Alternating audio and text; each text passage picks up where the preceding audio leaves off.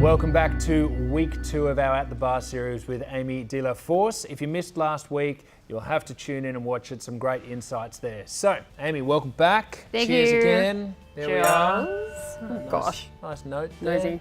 So, tell us a little bit about a challenging time in your career, how you came through it, and what you got out of it. If I'm thinking about the most challenging times, it's pretty much been whenever I've had to start something new. I think the key there has always been asking a lot of questions, which particularly at work, I'm kind of famous for. Nice.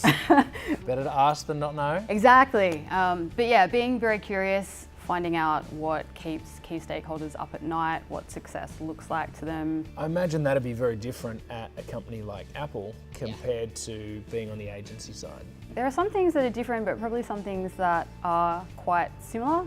Yeah. Even at Apple, it was very fast-paced, So making the transition to agency wasn't so difficult, but from having a really good understanding of what the business requires, both client side and agency side, that's massive. If you don't have the information to understand those things, it really inhibits your ability to make smart business decisions. If I'm thinking about the problems that I see the most, it's very much around process.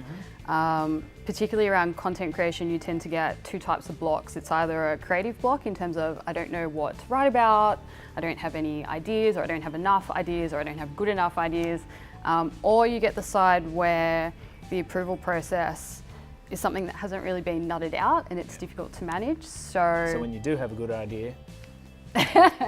Yeah. And I suppose on the client side, so thinking back to your Apple hat, it is something that we find, clients generally do find it difficult to come up with these ideas and to have that creative flow.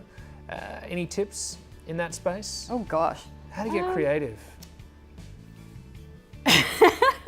Yeah, I think there's 2 things. I think there's obviously the creative side of things around, oh, I need to have this great, amazing idea and it needs to be impactful and it needs to add value. How's that going to work? But for me, one of the best things you can do is arm yourself with all the information you need prior. Yeah, it's a great answer, and I threw straight to alcohol for creativity, and you brought it back to a reasonable business level. Well done. So, thanks.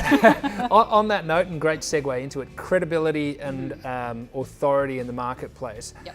What should brands be doing to gain and keep that credibility? I guess riffing off what I just said around understanding your audience, I think it's a big key there. Building those first brand relationships. From a content marketing perspective, a lot of the way that you go about that is by figuring out, what people are looking for, how your brand can provide answers that are going to be relevant to them and help them in some way.